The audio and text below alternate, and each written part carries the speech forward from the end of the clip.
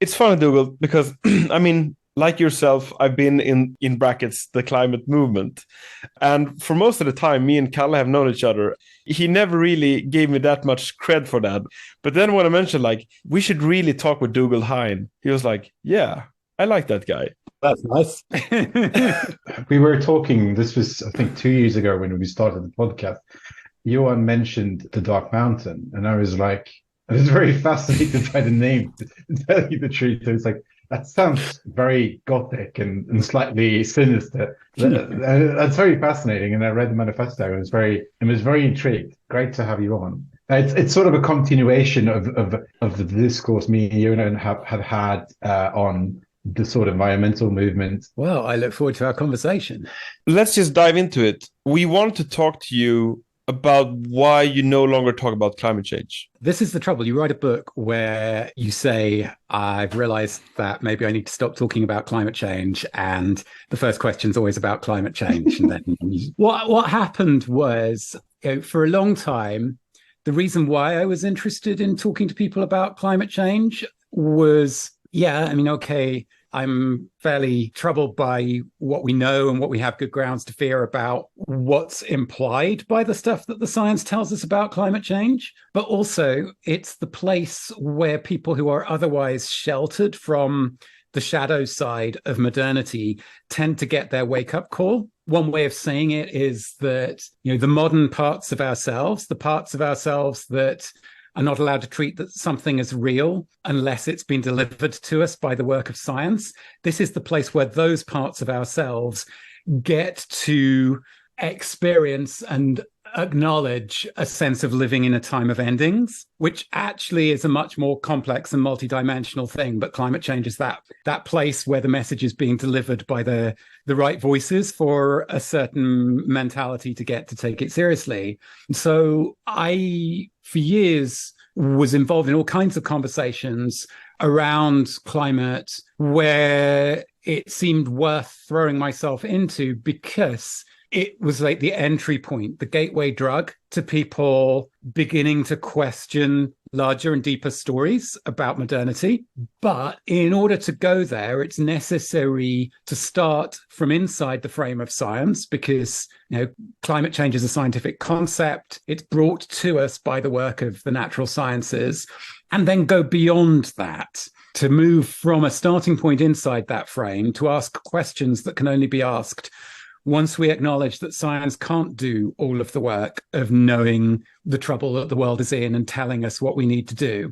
And what I experienced during the pandemic was this sense that the boundaries of that frame of science were being kind of electrified. It was no longer possible to think about science because science was meant to be doing all of the thinking of knowing the world and telling us what to do. And the rest of us were basically being enlisted as communicators to deliver the message from the science to everybody we knew. And I'd spent years, working with climate change and the arts, gently and with some degree of success, pushing back against the enlistment of artists as a communication tool to deliver the message from climate science to everybody else and saying, no, it doesn't work like that. Actually, that's not what art is good for. And the bit that art can bring to this includes creating the spaces in which we can notice that, climate change asks us questions that climate science cannot answer, such as how did we find ourselves here? Is it a piece of bad luck with the atmospheric chemistry that it turned out 7 generations down the line that all of these carbon emissions were destabilizing the Holocene, which had been the background to our human societies for 10,000 years? Or is it a consequence of a way of approaching the world, a way of seeing and treating everyone and everything that would always have brought us to such a pass, even if the atmospheric chemistry had been different, or even if the IPCC were to turn around tomorrow and go, guys, terribly embarrassing, we did our sums wrong. Turns out you can release as much CO2 as you want. So that was like, those were the kind of conversations I'd been at the center of. And somewhere around September 2021, I just had this moment of going, maybe it's no longer possible to have a conversation that starts inside a frame of science and go to that deeper and larger territory, which is what I'm really interested in. because it seems like now, the kind of unite behind the science of the 2018, 2019 climate movements fuses with the following the science of the political presentation of the response to the pandemic. And all of that creates this sort of newly heightened version of the authority of science and the politicization of science that just, takes away some of the grounds and some of the space of possibility within which I had been working. And so then maybe we need to start the conversation from somewhere else. I think it's very fascinating because a big point of view from your book is how the Swedish experience of the COVID lockdowns is so radically different. And in Sweden, I mean, and it's pretty hard for someone coming from sort of an American context, maybe, to understand how radically different Sweden handled this and what sort of mental space that created for us, because there's a radical shift between people in the United States, like you said, like telling people to, shut up and get the vaccine, et cetera, and not questioning, I mean, how many booster shots you should get. No, nobody should be afraid. This is not a conversation about COVID-19. We're not going to go there. But like, it's fascinating because in Sweden, the authorities, so to speak, were radically against a lockdown on sort of egalitarian grounds from day one. And it's very much a political decision in Sweden to just, try and do this as openly as possible, not have any lockdowns.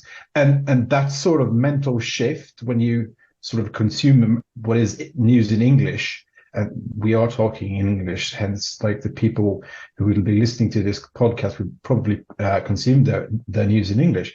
And if you're in that mental space, this is the talking point, right? That COVID lockdowns were a thing of good and were a thing of truth and a thing of science, which is fascinating. Yeah, it's hard for me to overstate how strange and particular the experience of living through the spring of 2020 as an Englishman who is deeply settled in Sweden was. At that point, I'd been in Sweden for 8 years. My partner is Swedish. My son was born here. Barring surprises, I expect to live out the rest of my life in this country. I speak the language pretty fluently. I'd worked for the Swedish National Theatre. But in all of that time, the culture clashes between England and Sweden are real but subtle. I always say to people who come from the UK and move here, look at Swedish detective series and look at British detective series. That's the best clue. Because in the British detective series, the drama always revolves around a hierarchy. There's always the inspector and the sergeant at the center of the story. Usually the inspector is in a kind of slightly maverick role in relationship to the chief superintendent. There's always uniformed officers below the sergeant, and the whole drama works on these gradations of hierarchy. In the Swedish detective series, what you get is Wallander, sitting around the table with everyone on the team, and then going off with his head in his hands, having this kind of angst-laden conversation with his friend, the prosecutor, about what to do with these junior officers who aren't doing what he's told them to do. And that tells you everything you need to know about the difference between these two societies as a starting point to your way in, which is, Sweden thinks of itself as a non-hierarchical society. I think it might be truer to say that Sweden is a deeply conflict-averse society, which therefore has strategies for negotiating hierarchy, strategies for telling people what to do without anyone having to admit that that's what's happening. Yes. How true. I mean, I think that's the best analysis of the sort of Swedish mind I've heard in a sentence for quite some time. I feel someone just took off all my clothes. And it's been said so many times, Dougald, that Sweden is this sort of the easiest country to sort of implement a dictatorship would be Sweden, because or we wouldn't know because it's just we would wake up one day and it would be the new truth, and and the sort of, and this is the sort of thing, right?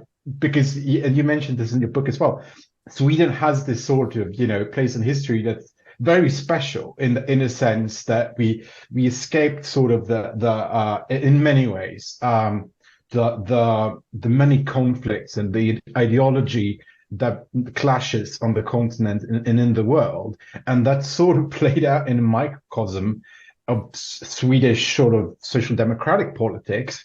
It sort of ended up with us being the most modern country on earth, that sort of narrative is now being deconstructed, or rather, maybe shown what that word sort of meant. Because modern used to be this, and for many people still is, this word of, and progress as well. It's a uniformly positive thing. And modernity is everything that's good with the world, and progress is the sort of chariot that carries it forward.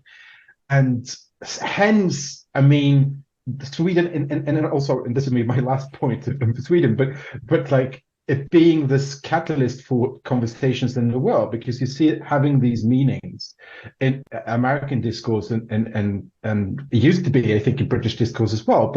But you know, and when we took this radical different path, and now with the problems with immigration and everything, this is sort of radically shifted. And I, as a Swede, find that very interesting indeed, and hence it's a good starting point for this conversation. I think it's deeply fascinating for me. Right. And I can say likewise that to me, it's really fun to come and like talk about the book with you guys, because that Swedish context of the book is not that accessible, or the kind of the depth behind it is not all available to most of the people I'm getting into conversation with in the English speaking world. So right. Yeah, there is this story that Sweden has had about itself, and that, you know, much of the world has had about Sweden as the world's most modern country. And if you look at Susan Sontag's letter from Sweden, which is written, I think, 1970, when she'd spent a year in Stockholm, and she just very matter-of-factly says, yeah, you know, in conversations with people in Stockholm, they will just kind of drop in as a matter of fact that, oh yeah, when, you know, other advanced countries will be doing what we're doing in 10 or 15 years' time. And that was really part of the background reality for this country. And I mean, that title was kind of taken up for this very good TV series by this guy who's kind of the Swedish equivalent of Stephen Fry, who made this series called Världens modernaste land, the world's most modern country. And I always say, you know, now the sort of sequel to that is the world's last modern country. What does it mean to have been, you know, the country that pushed furthest along a certain kind of trajectory of modernity when the tide of modernity is going out? So it's like you're left stranded furthest up the beach. And in many ways, that's, you know, that's my read on where we are here now. But at that moment in sort of February, March, April 2020, it was just deeply weird, because people who had grown up here were able to sort of take for granted that obviously Sweden pursuing a different path to what pretty much every other country in Europe was doing, to have trust in the system. For me, I had friends in the UK and the US who were calling me up and going, look, you know, you need to get your government to listen, because otherwise in weeks you're going to have, you know, unmanageable numbers of deaths from this virus. Look at the charts. And whatever else we say about how the Swedish response played out, we did not end up in that scenario 6 weeks or 3 months or further down the line that was, with full seriousness by people I like and trust, being pushed hard in that moment in time. And we can say that there were culturally specific reasons why it worked for Sweden to pursue a different route. You know, I think that it's worth entertaining the possibility that Sweden, partly through this conflict averseness and partly through very distinctive institutional histories, was able to basically get people to change their behavior in a way that you couldn't easily have done in most other, even Northern European countries, without seeming to tell people that they had to in that moment. And that has a lot of psychological benefits for people who are on the receiving end of it, compared to what it was like to live through the same time in a country like the UK. But it was just very personal to me, because the people I love and the people I've spent my life with and the two countries that I've called home were suddenly pulled radically apart and living in different realities in a way that I had not experienced before.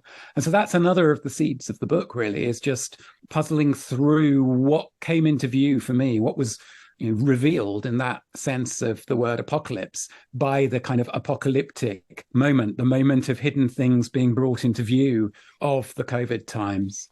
So apocalypse as unveiling. Yeah, that's it. Okay. But to bring it back to where you start out in the book, like why you no longer talk about climate change, I wonder, when you said that we ask too much of science, is what do you replace the Enlightenment project with? Like, are you? No, let's make that more. Dougald Hine, are you against the Enlightenment? Oh, I mean, it's tempting to sort of give the same sort of answer that Gandhi gave about Western civilization, isn't it? I'm sure if someone had asked him about Western Enlightenment, he might have said the same. What was it? It's an interest. No, it's it would be a nice idea, wouldn't it? Yeah. I mean, the thing is, historical moments get packaged up and simplified and served back to us. And so the work isn't simply to take that package and set a minus sign in front of it and go, that thing you thought was all good, it's that thing, but it's all bad. the kind of the intelligent move, the Illichian move, if you like, because Ivan Illich is a very, very important thinker for me, is to go back into all that's contained within a moment like that and look at the very different things that are getting bundled together. Look at the dropped threads that weren't followed up from within a moment like that. With that said, I mean, I do find myself in the book kind of unexpectedly being drawn back to T.S. Eliot's argument about the dissociation of sensibility and sort of locating an important moment, an important parting of the ways in modernity in the 17th century, so slightly earlier than where we're generally focused on when we talk about the Enlightenment, and saying that there's a sort of separation of heart and head, which is being played out to comic book extremes now. And that came back to me from my undergraduate studies of English literature. Well, I was sat in a lecture hall in Stockholm listening to two Swedish professors having this debate about, can we do anything about climate change or is it too late? And the guy who was sort of speaking for we can do it in the conventional sort of sustainability narrative response to the Anthropocene and the rest of it, was going, well, it's like this. We've got these two worldviews in the world today. Got worldview A, which is the people who talk about they're involved in the Anthropocene and climate conversation. And those are the people who believe in science and rationality and technology and progress. And then you've got worldview B, which is characterized by fear and anxiety. And those are the people who don't even believe that climate change is happening. And I'm listening to that and going, wow, that's a really weird asymmetry. Firstly, you've got this strange slippage where worldview A people are not just people involved in, or maybe not even people involved in the work of science, technology, all of that. They're believers in it. So those things have been elevated to a religious level within this worldview. And on the other hand, you've got people who are feeling fear and anxiety about the future. And I'm like, well, that seems to me like a fairly reasonable thing to be feeling at this moment in history. And maybe what we've got here is like a separation between heart and head, which is so much that the people who can feel what is appropriate to the times we're in have been, to some degree, for good reasons, sufficiently alienated from science as a set of practices and institutions that they are just kind of blocking what it's wanting to tell them about climate change, but are nonetheless having an appropriate emotional reaction to the depth of the trouble we're in. And meanwhile, the people who are kind of on board intellectually with the science are also sold on some idea that we should all be in kind of TED Talk mode in terms of this rationalist optimism. I mean, even that feels slightly dated now. It feels like we're slightly beyond that. But certainly in the kind of 2016, 2017 moment, that was definitely, I heard a lot of versions of that worldview A versus worldview B thing. And it did just feel like what's being described here is a lot weirder than the people describing it from the worldview A perspective are recognizing, even within their own words. Because I find, I agree with you in the sense that there is that split. And of course, if we had worldview A proselytizer here, that person would probably go enumerating all the gains of enlightenment and equating it with the modern world. And we are X times richer, fewer people die, clean water, etc. But me and Kalle discussed this the other night, that there seems to be, or I'm not sure if you want to run with this one, Kalle, but in your work in this critique of enlightenment and modernity, there is almost a reminiscent move towards what, for lack of a better word, would be called the romance of the 1800s. Do I do this description justice, Kalle, or do you want to add on this point? I think, like, for me, the climate movement has always had this sort of, or I would say certain parts of it have had this very Mary Shelley-esque vibe to it, which I think is, a recurrence in history that sort of makes sense, because as people sort of revolted against the sort of rationality of the 18 and 1700s, and was sort of questing towards a modern world where enlightenment or rational thinking was seen as the pivotal virtue, or the crowning achievement of Western civilization, if you will. Shelley's work, especially Frankenstein, is the obvious trope to sort of grab here, but I find it so interesting because it's not only this critique of rationality, but it's also a sort of mourning of what was lost, and the sort of, as you said, the sort of possibilities that were lost. You can see this in history as well, because another modernity that we've seen was lost was the Soviet or Marxist version that sort of engulfed half the planet at one time or another.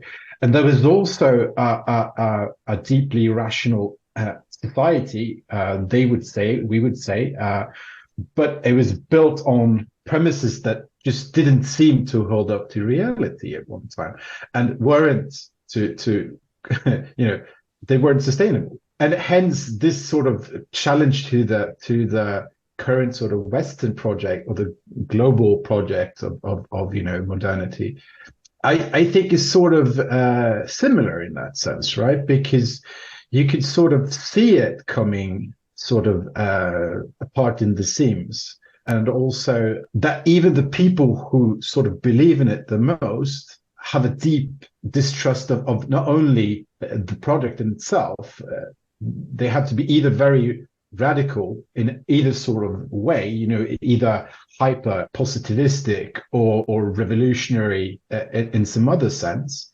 or they have to be very distrusting of the popular sort of undercurrents of this group or type 2, group B sort of existence, because this is the tension we have in the West, right? And this is the tension we see play out in geopolitics, and basically everything is lumped into these two camps, and you're sort of forced to, especially in intellectual conversation, you're supposed to take a side here. And the fact that you sort of say, no, wait, this sort of thread was lost not in the 50s, not in the 90s, not in the aughts, but maybe, 400 years ago, and there was so many radical. No, but I want to be very clear about, I'm not taking the piss out of anything, because I think there's a lot of countries now, currently in Southern Europe, in Spain. And I'm always, when I'm here, I'm shocked of the sort of local commitments. And I'm always fascinated about the sort of localism in other countries that's not modern and is not this sort of unipolar sort of modernity. I think, I want to go back to the parts lost, because I think there is, as you said, many threads of modernity and many threads that were sort of lost along the way. From both me and Johan, I think localism has sort of become this thread that you can see in other parts of Europe, even, that's not in the sort of, in the modernity of the sort of urban, financial and industrial hubs of the world. So there's loads of stuff there to go into, isn't there? I'm just starting with the Romanticism thing. It's interesting, going back a few years when Paul Kingsnorth and I were both deeply involved in Dark Mountain, we used to disagree a bit about this. I think Paul would have been quite happy for Dark Mountain to embrace an identity as a romantic movement, and I always wanted to push back against that. And that's partly related to the dissociation of sensibilities Eliot thing of going, fairly or unfairly, what Romanticism seems to represent is a reaction against rationalism from the other side of that kind of severed, dissociated set of sensibilities. Now, obviously, that's not doing full justice to the intellectual content of the Romantic movement, and we could talk about, Goethe's science or, Coleridge's thinking or whatever. But as a, seen from a distance, that's what you're embracing if you self-describe as identifying with Romanticism. And it's always been more interesting to me to go,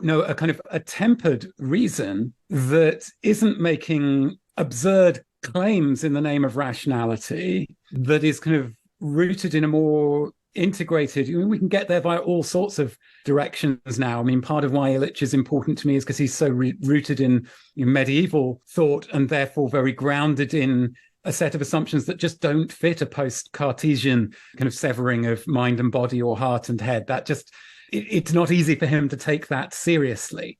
But we can also get there via Ian McGilchrist these days and the influence that his thinking is having for lots of different people.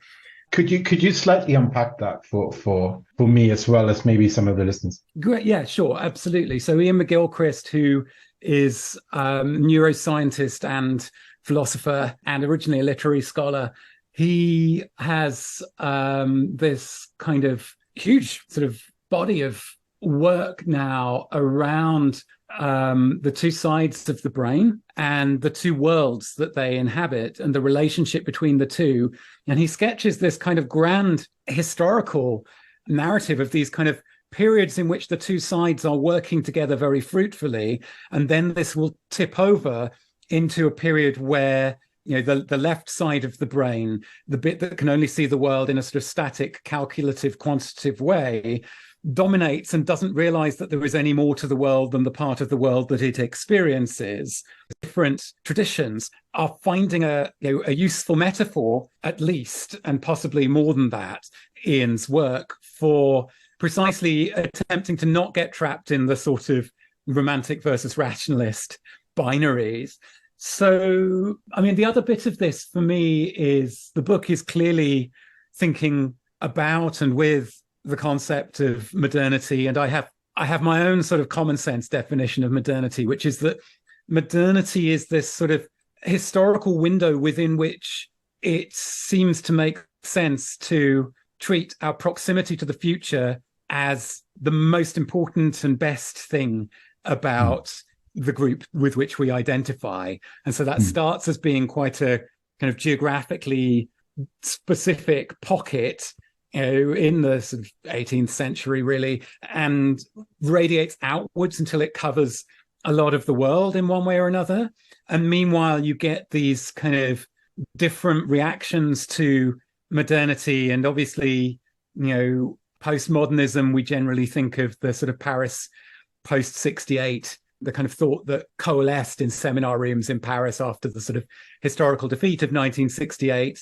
You also have a kind of earlier reactionary anti-modernism from people like René Guénon and so on from the 20s onwards. And what I've always found more stimulating than either of those currents is what Gustavo Esteva and Madhu Suryaprakash framed in the 90s as the grassroots postmodernism that is coming from communities and movements that have been on the receiving end of projects of modernization. So in other words, it's coming from the global south, it's coming from indigenous networks, peasant networks. There's one great European thinker who belongs within this grassroots postmodernist tradition, and that's John Berger, who sort of took his Marxism into dialogue with one of the last pockets of peasant culture in Western Europe, in the Haute-Savoie in the French Alps, which parallels very much the journey of someone like Subcomandante Marcos in Mexico, who also is a Marxist who sort of retreats to the mountains in Chiapas and in dialogue with an indigenous peasant culture formulates something which has a sort of subtler and more radical relationship to time than the linear, progressive temporality of mainline Marxism. And so for me, those have been the interesting people to think with. Vanessa Machado de Oliveira and her book, Hospicing Modernity, where the image is like modernity can't be sustained or saved or made sustainable, nor is the task to have a revolution and overthrow it or to kill it. The task is to give it a good ending and let it pass on the bits that we wouldn't gladly lose from the inheritance of modernity in this moment. The other book that I find very helpful is The Darker Side of Western Modernity by Walter Mignolo, which traces these kind of 5 trajectories that he sees being in play. And Mignolo is writing from Argentina, and one of his lines is, I think where I am, rather than the Cartesian cogito. And he's like, there have been a handful of places in the world from where it has been possible to think and speak as if you're speaking from everywhere and nowhere. And for the rest of us, we've not had that bizarre privilege. So we know that our thinking is coming from somewhere specific. It has a locale. And part of my work has been figuring out, well, what does that mean as a European? What does it mean as an Englishman grounded in Sweden to think about modernity from, on the one hand, you know, the country that pioneered the Industrial Revolution and the first round of globalization under the British Empire, and on the other hand, the country that has been the world's most modern country that just takes it for granted that it can be where Nobel Prizes are awarded from, that has this other kind of sort of unreflective centrality to the world of modernity. Like, these can be good places from which to think about how to hospice modernity, how to, you know, not throw out everything that's been achieved during these generations, but get real about what's involved in discerning which bits we're not going to get to take with us, though we would want to, which bits we can take with us and what work is required for that, and which bits were never as good as we were telling each other they were in the first place.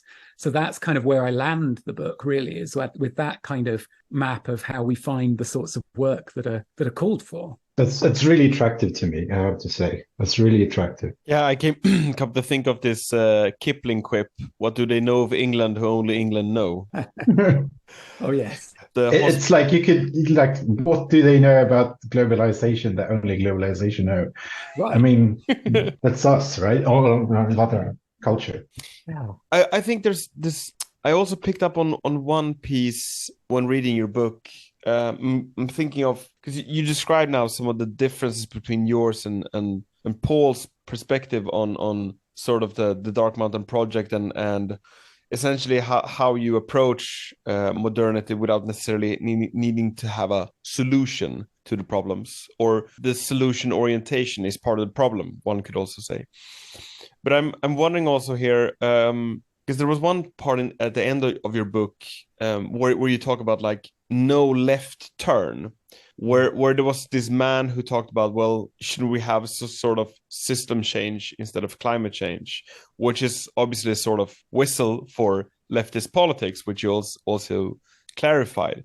But I wonder about this because I don't think that you're alone in experiencing this gravitation from perhaps starting out focusing on climate issues in a left versus right spectrum, but then either moving position or discarding that axis entirely. Could you speak to that point also? Yeah, I mean, one of the things that I referenced in that chapter is James C. Scott, you know, the Seeing Like a State guy. And he has this little paper on vernaculars cross-dressed as universals.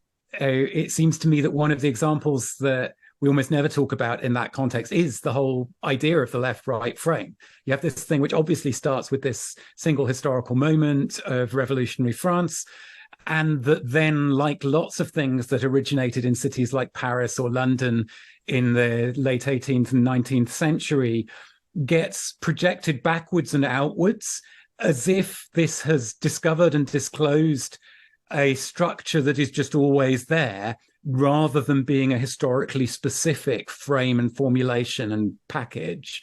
And so, I mean, I have a little bit of fun at the expense of Naomi Klein and her This Changes Everything book, because you read This Changes Everything, and Paul wrote a review of it for the London Review of Books, where he said this, you know, well, clearly the one thing it doesn't change is all of the political commitments that Naomi Klein already had, because she literally acknowledges in the book, this just makes it undeniable and scientifically proven that we need to do all of the things that I was already saying. Yeah. I think that's too cheap. I think that what the news that arrives under the banner of climate change is telling us about our ways of living and how we got here is more costly than that. It calls things more deeply into question than that.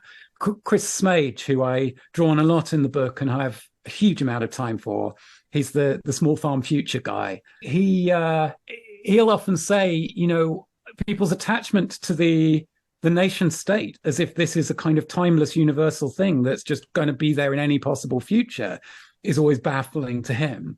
That actually, when we're looking at what is called for politically in the times around and ahead of us, these kind of nation state level, and modern ideological artifacts and structures are not necessarily that much help to the kind of reality on the ground we're going to be dealing with.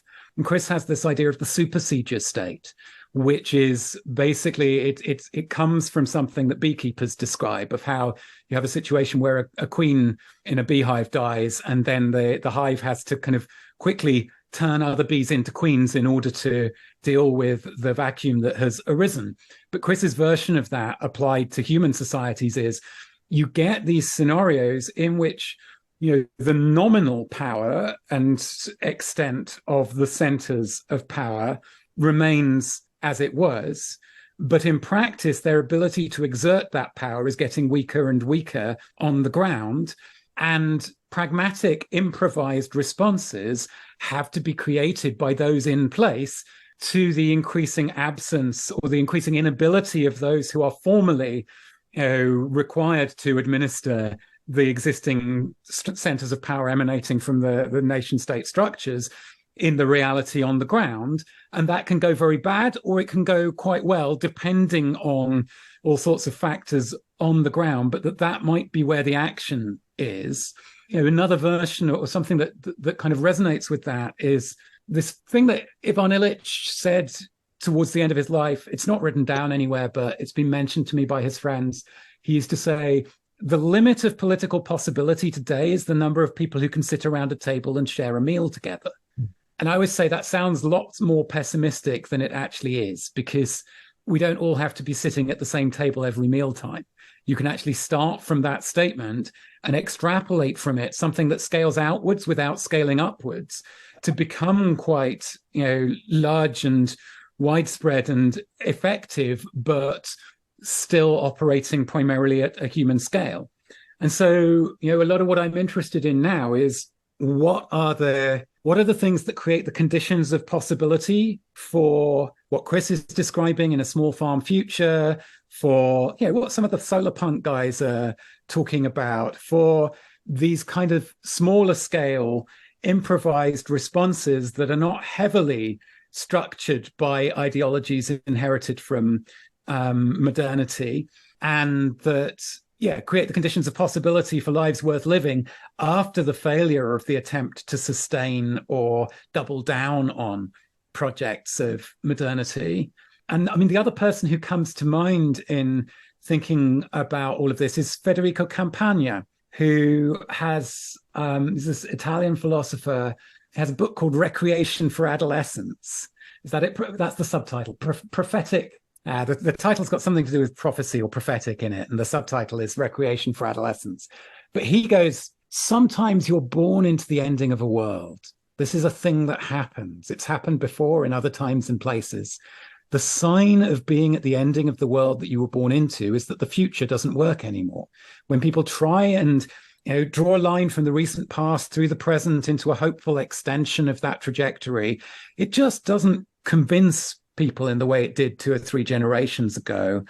And maybe, within the field of politics as it exists, the forces that are able to mobilize cultural energy are the ones that appeal to the past instead. And Federico, then he says, so what should you do? What's worth doing if it is your discernment that you were born into the ending of the world that you find yourself in? So, well, stop trying to make sense according to the logic of the world that is ending and start trying to create good ruins.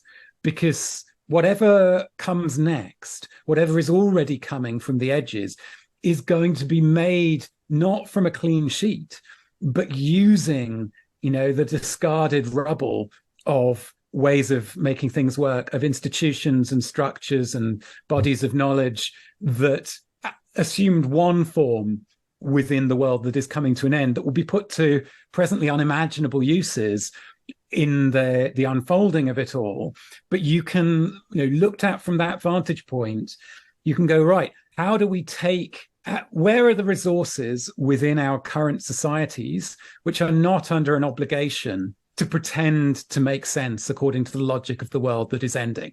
And that might be, pools of capital that are held by private foundations, or it might be work that is done by people who get to call themselves artists and cultural institutions, because the artist has been the figure that's had a special privilege of not having to make sense according to the dominant logics of modernity. And then go, right, how do we put those resources into the service of creating conditions of possibility without trying to pretend we can have plans and exercise control over there being ways of making life work, taking care of each other, feeding ourselves, having societies worth living in, as all of this continues to play out. So that's the kind of frame from which I'm coming at the moment. And I come from the left, and I still draw heavily on, whether it's John Berger or Jeremy Seabrook or lots of people who have been deeply anchored in left traditions. But I'm not convinced that those categories or identities are that helpful in the kinds of conversations and collaborations that are being called for, especially when we get close to the ground now and in the times that are coming. Tell me if you, sorry, Kalle, interrupt me but tell me if you find this to be too unpalatable to speak to. But a part of me asking the question is in relation to the anecdote you told me some time ago, that when your work was being picked up by the human ecologists in Sweden, they're like, oh, this is really interesting stuff, Dark Mountain. Dougald Hine is thinking new thoughts here. And then it turned out that route for your future work would be barred by none other than Andreas Malm. friend of the show. We've reviewed his work before. So I had a near escape. I nearly got co-opted into academia, and thanks to Andreas Malm, it didn't happen. Good work, Andreas. Thank you. Yeah, I'd be forever in his debt in that respect. I mean, he didn't know me or my work particularly. It had been taken up by other people in his department who were very keen to bring me into the department. I was like, well, guys, you do know I don't even have a PhD. Then there was all of this kind of buzz, and they were trying to get me down there to do things. And Andreas reacted quite strongly against the idea of anyone with a connection to Dark Mountain coming in there. And he said, well, I'm not pretending that I have the right to stop you being invited to come and speak in the department, but if you come and you speak and you say the things that I've heard from people from Dark Mountain, then I reserve the right to hold a seminar for my students where I tell them what I think of this, which is that it is poisonous. And I said, oh, great. I think you've just proposed a great solution here, which is that you should be the respondent at the event that I'm coming to speak at. Yeah. And if you also want to hold a seminar following up from it, then I'm happy to attend. And if you think that I'm so poisonous that I shouldn't be allowed to attend a seminar on my work, then that's interesting. And after that, I didn't hear any more from him. But that was an interesting lesson in, how you hit up against the kind of electric fences in attempting to talk about these things, let's say. I mean, your work is, of course, titled At Work in the Ruins. So maybe there's some reminiscent Evola Men Among the Ruin that he picked up on here. Look, it's not hard to go on the internet and find people selectively quoting Paul Kingsnorth to make him out to be something terribly evil. Paul's a dear friend and long-standing collaborator of mine, and we don't necessarily agree on everything, but I'm not about to take part in any kind of public denunciation of him, which is what Andreas suggested. You choose your friends and you stand by them is my attitude. And I think one of the most infantile things about the intellectual climate that we've had in recent years has been this idea that unless you agree with someone about everything, then you shouldn't touch them. Like, there's no way that we can do any thinking or have any conversations or actually get into any useful collaborations if we pretend that that is a standard that we can apply. I think it's interesting because I think that's sort of the path me and you have both sort of taken intellectually you are more committedly than me. It has to be said.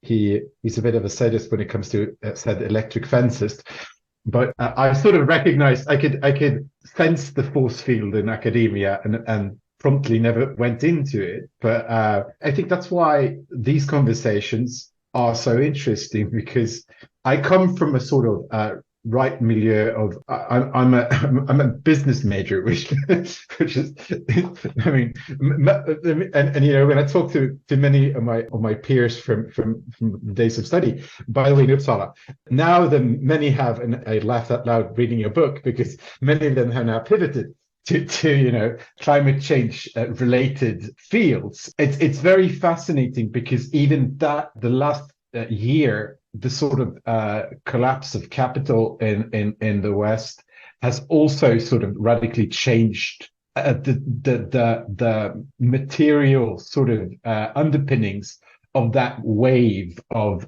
you know, green capital and sort of green technologies and the sort of engineering solutions that were supposed to sort of make people rich, certain people rich, but also, you know, change our lives and sort of they engineer us out of this crisis. And I think what you speak to is the sort of also crisis of spirit, in a sense, and the sort of, we've read sort of a lot of post-capitalist thinkers. I mean, we've done, you know, capitalist realism and those sort of texts.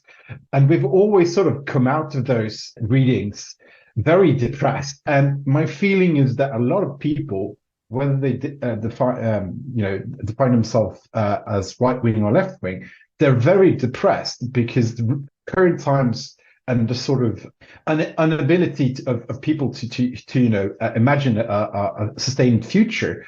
You know, we sort of brought up of the fact that, you know, our children are supposed to have it better in some way. I recently had a son of my own, and it's really fascinating because this isn't the sort of impetus of things getting better, i.e., material wealth. That's a thing that didn't exist before this sort of conception of modernity sort of emerged, right? Every consequent generation is supposed to, I don't know, go to the moon or something, or you know, the sort of 50s conception of the thing I remember, you know, watching the Jetsons as a kid, Saturday night cartoon or Saturday morning cartoons, and I was like, this is going to be the future. And I think a lot of the angst from people that sort of converted into political or cultural angst and sort of creating these extremes is basically maybe one for sort of quote unquote elite people, that sort of future now seems very far away. But B, people who've never been included in some sort of, you know, winning side of this equation of the modern project.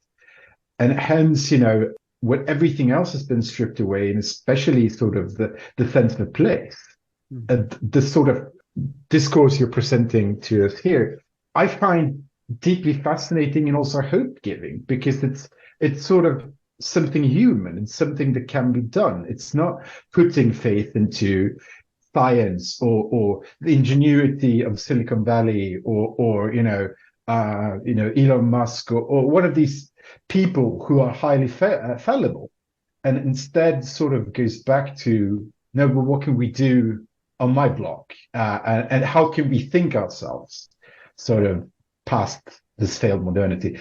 So what was occurring to me as I was listening to you, Carl, was we all know that there's this kind of predicament of how everything kind of economically and therefore societally right now has been built around the necessity of, you know, ongoing exponential economic growth, but that actually there's a kind of twin of that in the kind of cultural and spiritual space, which is that it's not just that things fall apart economically and societally if you can't sustain that kind of frankly unsustainable economic growth, but it's also that culturally and spiritually, without that momentum, things fall apart as well. And a lot of what we're seeing in our societies has to do with that side of it.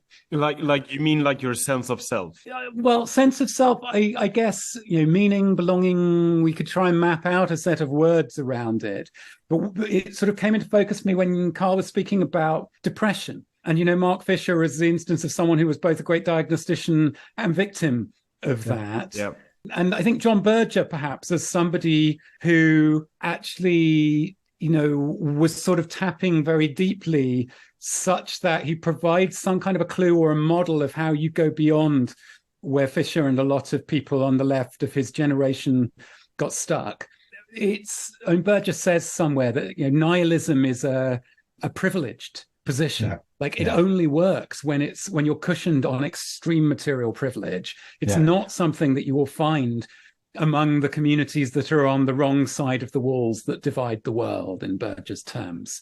And I think that's really true. That fits with my experience. And I think that, therefore, one of the reasons why we get dead-ended if we're too stuck within the ways of thinking and inheritances of modern ideologies is that they were subsidized by all of this growth, all of this, all of the colonialism and the oil and the rest of it, such that they didn't have to meet people's spiritual needs, or at least they forgot. Maybe it was there in earlier iterations. You can find strands of English socialism that have a real deep kind of resonance on cultural and spiritual levels.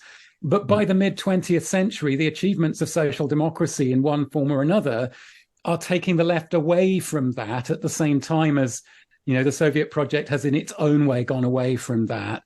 And so now, it was interesting when you were asking about Romanticism earlier, and I was talking about the difference between how me and Paul used to see things.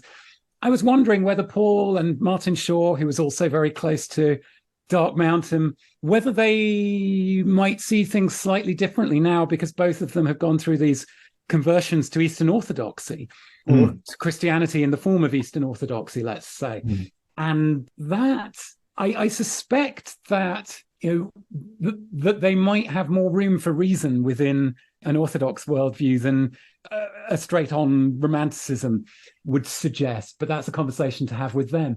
But anyway, I think that a lot of the cultural energy today, a lot of the salvage work of going, which bits does it make sense to take with us, involves not least the deep spiritual ground of our own cultural heritage. And I mean, Johan, I read the review that you wrote of that book on oikophobia. The Western Self-Contempt by Benedict Beckeld. That's it, yeah. And I was thinking about that in relation to, what someone said to me the other day.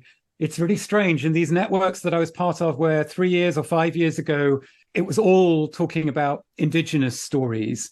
Now there's this whole mix of Christianity and biblical material in those same conversations, and sometimes that creates really difficult fractures of alienation, because people can be carrying huge amounts of damage that have been done in the name of Christianity.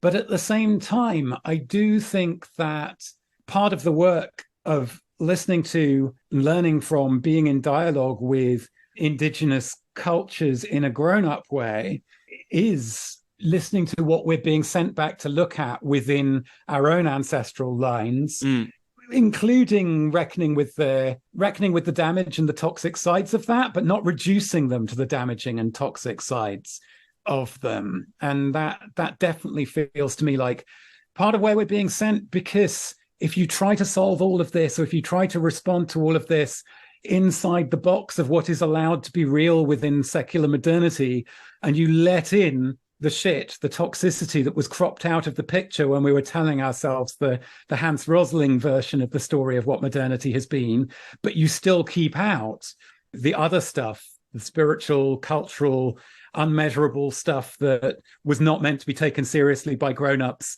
within the frame of modernity, then it is just going to send you into a spiral of depression. And we have to let the world be weirder than modernity was willing to allow, I think. I think it's a really good point that you make about several years ago, indigeneity was really dominating debates on climate politics, or I think also social justice discussions, definitely within the left, but also increasingly in liberal establishments. But coming back to the point, it seems also then, at least dialectically, to make sense that it's not that you leave walkover to whatever or whoever professes to speak on behalf of indigenous communities, but rather that you eventually, or other groups around you, start defining what is, or searching for at least, what is your own indigeneity, so to speak. If you look at others' indigeneity, then eventually coming back to, well, surely this onlooker of myself cannot be only a making of a modern order. If that recedes, then something else will come back or reemerge, or did you see what I'm thinking of here? Yeah, I think there's a danger of, or let's put it this way, there is a reaction against the valorization of the new, which is intrinsic to modernity, where you turn and look in the opposite direction. And that can be, on the one hand, there can be wisdom in that. Like if you're out for a walk and you get lost, turning around and retracing your steps is not a dumb move. On the other hand, if the problem, you sort of have to diagnose where, you know, what the thing that's gone wrong here is, because you can respond to that fixation on the new by fixating on the old. You can respond to the fixation on the future by fixating on the past. Yeah. Or you can go, well, like what the thing that's really been lost in the fixation on the new and the fixation on the future is any relationship to the timeless, the eternal. If that's what you're actually looking for, then fixating on the past and the old is no better than fixating on the future and the new. And so you see what I mean? There are like different turns that can be made that can arise from the same initial moment of going, guys, I think we might have gone wrong here. We've come completely adrift from any connection to anything outside of this kind of relationship to the future and the new. And the future isn't there the way it used to be. The new is looking like a shoddier version of the old rather than like what progress was meant to be. And so then part of the frustration that there can be with a kind of secular left or liberal perspective is that it wants to just put a, oh, don't go there sign against anything that has the potential to lead in a toxic direction, rather than asking for discernment. I mean, it's actually, you know who said this really well years ago, Zizek, in what was that film, The Pervert's Guide to Ideology, that he did, and the clip in that where they have the Rammstein video. And he's like, you know, this is the right Rammstein. This is the right move that you make in response to Nazism. It's not to go anything that's even been touched by it aesthetically is automatically off limits, because then you're ceding lots of cultural ground to the worst possible people.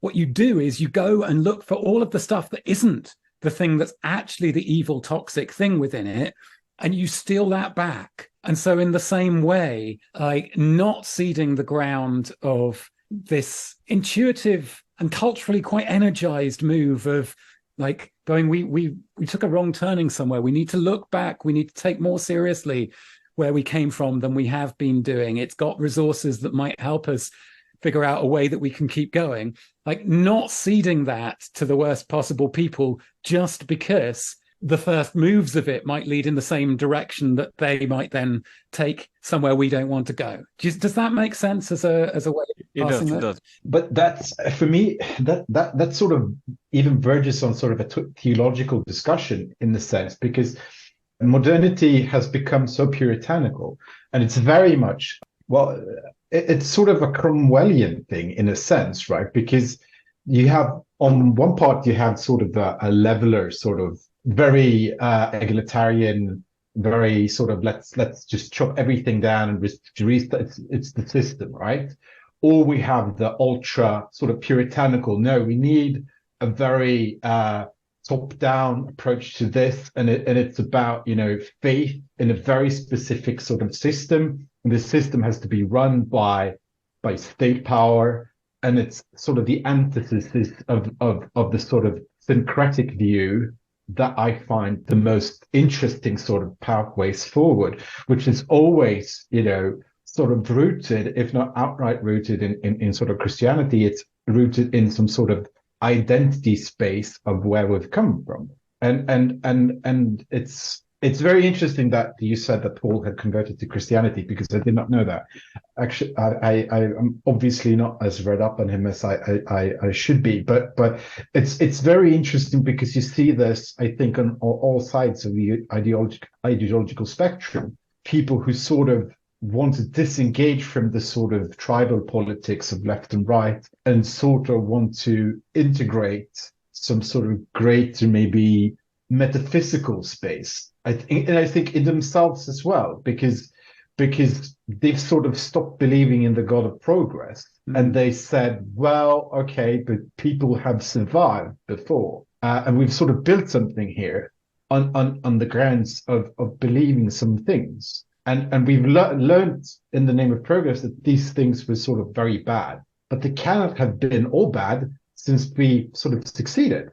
Well, we stumbled along the way, sure, but our fathers, our forefathers, they survived. So a lot of it, or some parts of it, must have been fulfilling, must have been sort of, there must be something in there. And also sort of I say this, I talk with you about this all the time, but especially when we have a large sort of immigration, we have a large number of immigrants in Sweden who come from a milieu that's not modern, that's not, secularist, that's not, and I wouldn't call it pre-modern. I think that's doing a disservice, but to just have a different sort of understanding of this sort of space. It's very hard, and I think in Sweden it sort of has why the sort of quote unquote integration of these people into Swedish society has been so hard is that we are so ultra modernist, and that we've sort of taken, I would say, almost a colonial view that once you step into Sweden, you become modern in a sense, and you sort of subscribe to not only the sort of tenets of but you sort of they would discard sort of family bonds, and they would do everything to become a Swede, and like this atomized sort of creature in a social democratic society. Yeah, it's part of the ignorance or blindness that being among the winners of modernity bequeaths you is the sort of blithe assumption of obviously everyone wants to be like me. Yeah. That goes with we're the people who live closest to the future. Everyone else is on their way here.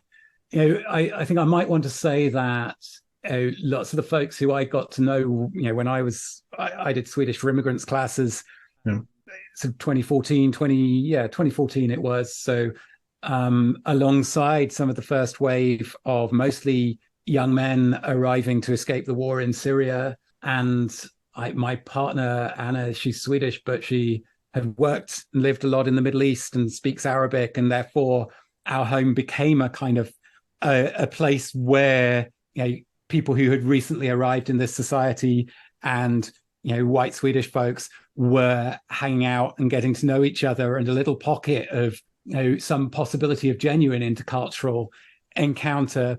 But that's not easy to do in a society that takes the obviousness of the ways it does things so much for granted that it hardly notices them. And I find that even as an Englishman coming to Sweden, there are lots of things about the ways that things work here that are really hard for me to get my head around, and where everyone just frowns and can't even quite see what I'm pointing at when I'm trying to explain why this is really complicated and not intuitive. You sort of hope that under the best conditions, part of what can happen is that those who have come from societies that have a rather different experience of modernity, let's say, to the Swedish experience, can actually help us figure out some of the stuff that mainline Swedish society has forgotten how to do about being in community, looking after each other.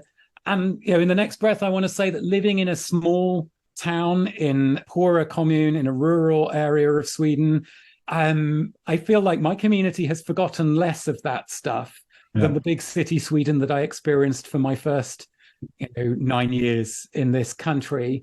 And that's again part of what gets kind of either tarred or brushed under the carpet in the sort of worldview A versus worldview B story, is how much of what's going to be needed is being carried by those who are kind of marked as outsiders or marked as backward in one way or another, whether because they're rural, small town white people or because they are urban, recently arrived immigrants within the kind of dominant assumptions of the liberal urban culture.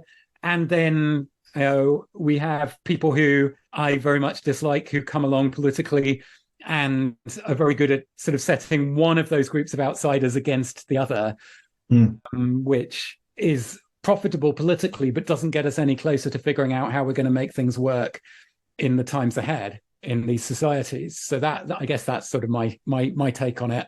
And it's also interesting because from the other side, you have this sort of, group A behavior of being, no, I mean, we have to suspend democracy because you're just poisonous and dangerous. And we're not going to entertain a debate or even a discussion. We're going to call you, disgusting, and we're going to do a cordon sanitaire that sort of reinforces this sort of behavior on all sides.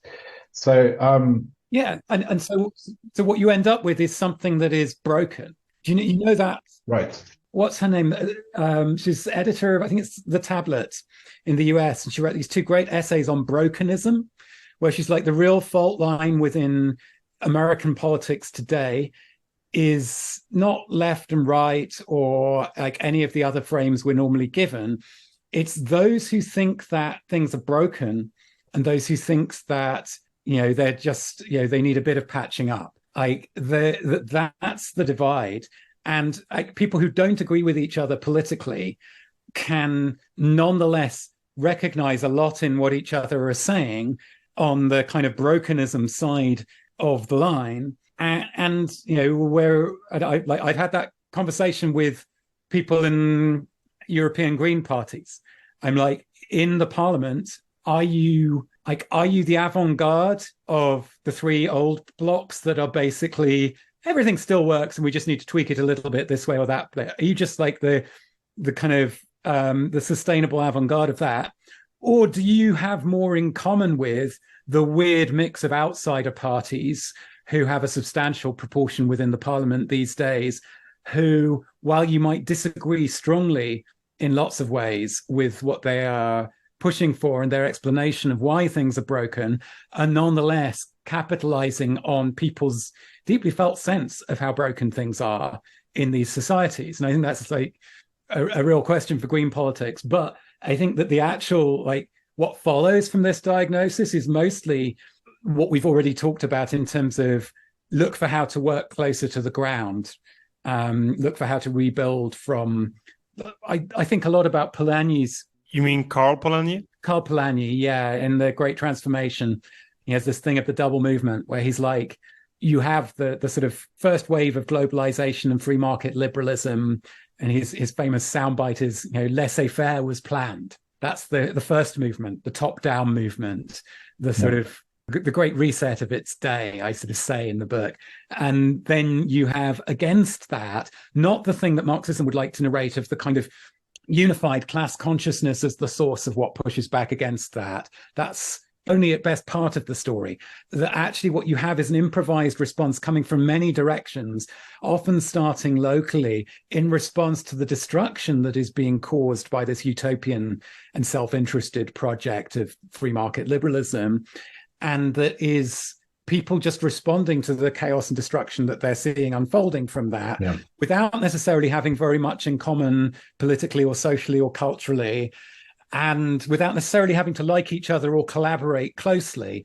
And through that, you build something which eventually, a number of generations down the line, emerges into the big political movements of the early to mid 20th century and achieves things like the social democratic settlements of and post-war era. But I think that sort of not looking for kind of two things that exist in conflict with each other on the same plane, but looking for two things that are kind of asymmetric and can't even necessarily recognize each other, that are never going to be presented meaningfully as two choices on a ballot paper, might be a better kind of way of mapping where we are and what to look for and where the energy and the possibility worth contributing to is. See, this is, I find this very interesting because I talk to Johan all the time about my mom's Italian, and she's the most model Swedish citizen that has ever been produced by the social democratic system. When Kalle says I talk to Johan all the time, he means he talks to me all the time about his Italian mother. Yeah. No,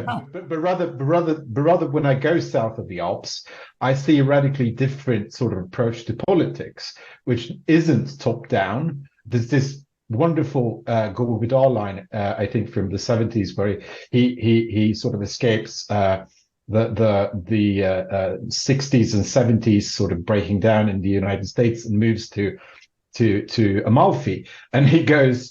I think he's in Federico Fellini's Roma, and he's sitting on some bench. I can't remember if this is from an interview of his from that movie or from somewhere else, but he says, the great thing about the Italians is that 1,000 years ago they sort of realized that politics was bullshit, and they've sort of said, whatever's coming from Rome, it's going to happen.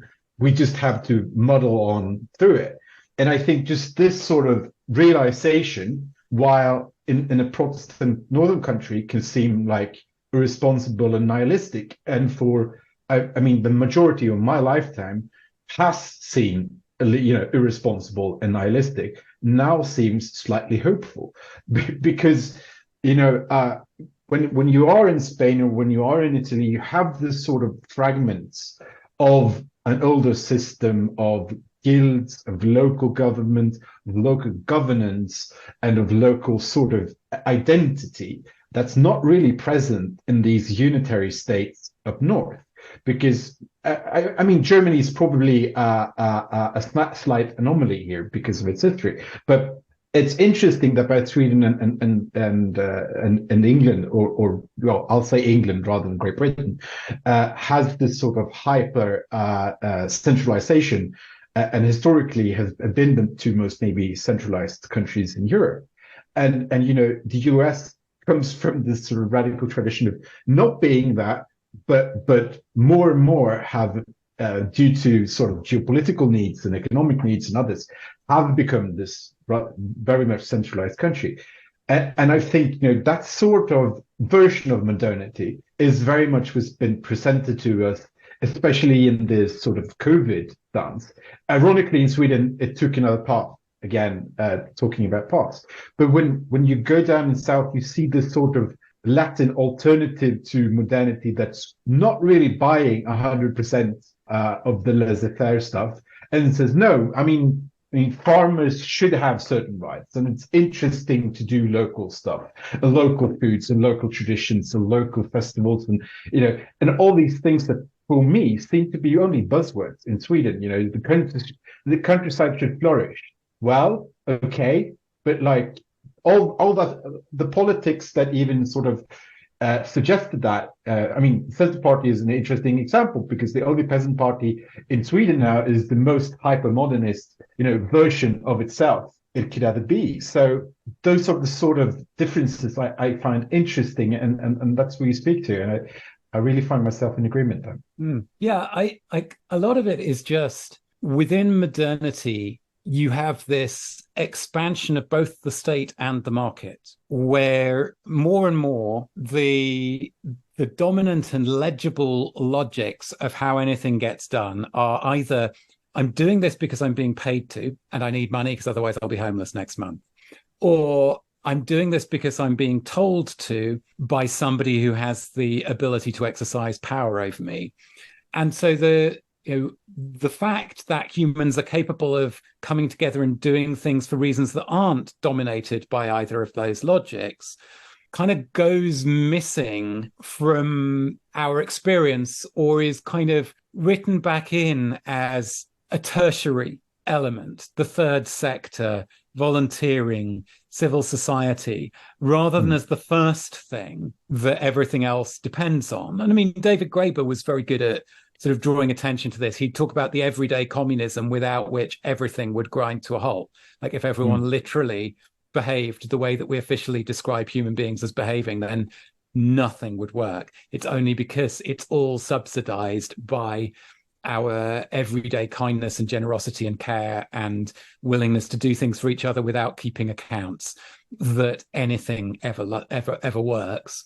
But we have to sort of make explicit again, or make sufficiently explicit, those capacities. We have to relearn and practice those capacities, because they become like muscles that have become wasted through lack of use. So out of that, you begin to get something which is a bit like what you're describing, of that sort of strange hope of seeing the capacity for muddling through in societies that have been, that have less thoroughly modernized themselves, let's say, than Sweden has.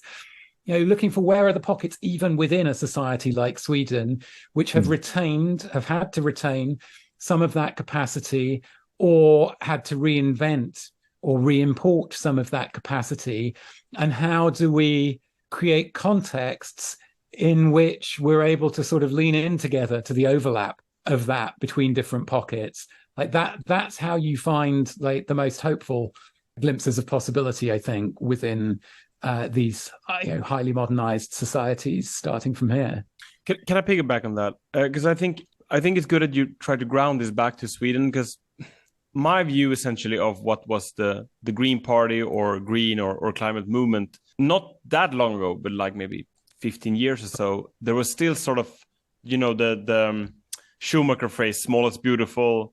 And then over time, this kind of the shift that Kalle talks about of his business friends going into climate change, because that's a great business opportunity. You could sort of trace this with the growth of these windmills from what is essentially like a tree to becoming the size of like the Eiffel Tower. And at some point, it occurred to me, like, this is no longer anarchic or anarchistic. This is technocratic.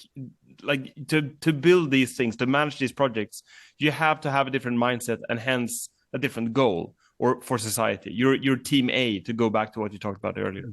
Like, I know it's a silly, like, visceral aspect of the argument you're making, but did you see the point? I think that's really, I think you've put your finger on something there that I hadn't seen so clearly before. That idea that, so Illich had this threshold of counterproductivity that was a central concept for his books in the 70s, which is that you can have something which is a good thing, and as it increases in scale, it crosses a threshold at which it's not just that you get diminishing returns, it's not just that you get negative externalities, it's that it becomes actively counterproductive.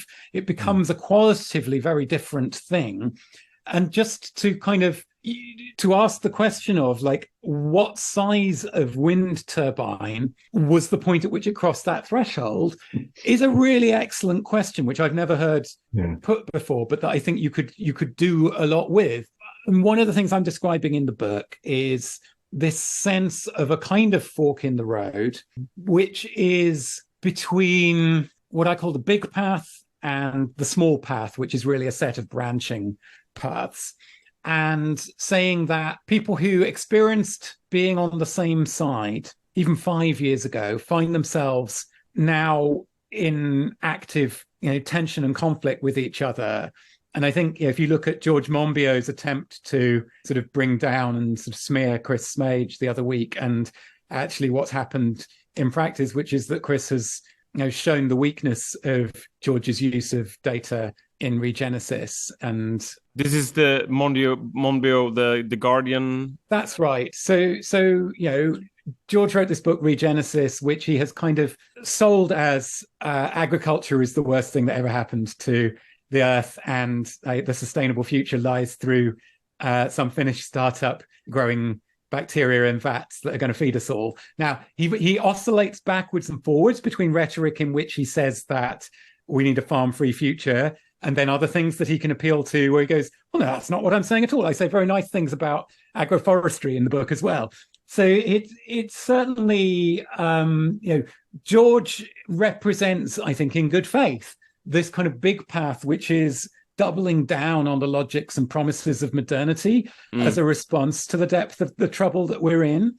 And that has that's been reinforced by the tilting of the attention of the Davos set, let's say, to climate change in a new way that kind of happened post-Greta. And again, in the book, I talk about sort of Bill Gates's climate book as emblematic of how the climate conversation was shifting at the beginning of the 2020s. And so suddenly the environmental movement and the Green parties find themselves becoming this kind of technocratic, a sort of political wing of this technocratic project of solving climate change through the application of hypermodern solutions. And the kind of tension that had always been there between that wing of environmentalism and green politics and the Schumacher wing, if you like, it's been destabilized. It's ceased to be a stable and sometimes fruitful tension within environmental politics, and it's become a kind of bewilderment on the part of people who didn't realize how far the movement that they're part of has traveled down this very big kind of technocratic trajectory. And so that, again, is part of where I'm going at the start of the book, was going, like, we have to step back a bit from talking about climate change, because it's like you're on a walk in the woods and you come to this fork where you've got the big path going one way and the small path going the other way, and you've got a sign, but on both arrows of the sign it says taking climate change seriously. And so unless we find another way of naming what this fork represents, then it's impossible to have a clear conversation about what's at stake here. And that's kind of, I think, part of the puzzlement and the slowly growing bewilderment and alienation that a lot of people who've been involved for decades with environmentalism have been feeling. And that part of what I'm trying to do in the book is offer some ways of thinking and talking about this that might be helpful to having conversations where we make sense of these things. So, I mean, the current book, At Work in the Ruins, lays this out. So I guess what me and Kalle and perhaps our listeners are interested in is, will your next book be named the counterpoint to Andreas Malm's How to Blow Up a Pipeline, namely How to Pull Down a Windmill? Well, that's definitely not my kind of book to write. It would require more engineering expertise than I have. But Dougald, you want to make a movie. I mean, this is how you become influential. Sell the script to Hollywood. I think we're like, what I want this to go is Dougald writing like a autobiography of Illich. I wanted to double down on this sort of metaphysical aspect, if you will, or sort of spiritual needs. Basically, the two threads of work that are emerging for me now, sort of coming up for 9 months since this book came out, and with this book having started a lot of conversations and taken me in a lot of different directions, the two threads of work are, on the one hand, that sort of going beyond the pale is sort of the heading that I have for it, which is what happens when you take seriously the things you're not meant to take seriously if you want to be taken seriously within the logic of modernity, which heads into that kind of, for want of a better word, that spiritual and metaphysical territory, even if those aren't necessarily the most helpful words for me to frame it. And the other thread is, what does this making good ruins stuff look like in practice? Like, what can we bring together? What can we say about both identifying where the kinds of capacity, resource, or whatever you like within the world as it exists right now, and even legible to its structures, that are not under any obligation to pretend to make sense according to the logic of this world that I'm saying is ending. And then what is it worth putting those capacities and resources to work at in order to create the conditions of possibility for more people being able to follow the small paths, to build up the capacity to meet each other's needs, look after each other, make lives worth living under difficult conditions in the times around and ahead of us. So those are the sort of two sides to the work that I find myself getting invited into. And I'm kind of using Substack as a place to write about that. So if people haven't had enough words from me at the end of this, then dougald.substack.com that's where I'm sending out new essays and sharing other things that I'm up to. And we'll see, sooner or later, one or both of those will bear fruit in book form as well. Beautiful. Thanks for coming on. It's a pleasure. Well, thank you so much. Thank you so much.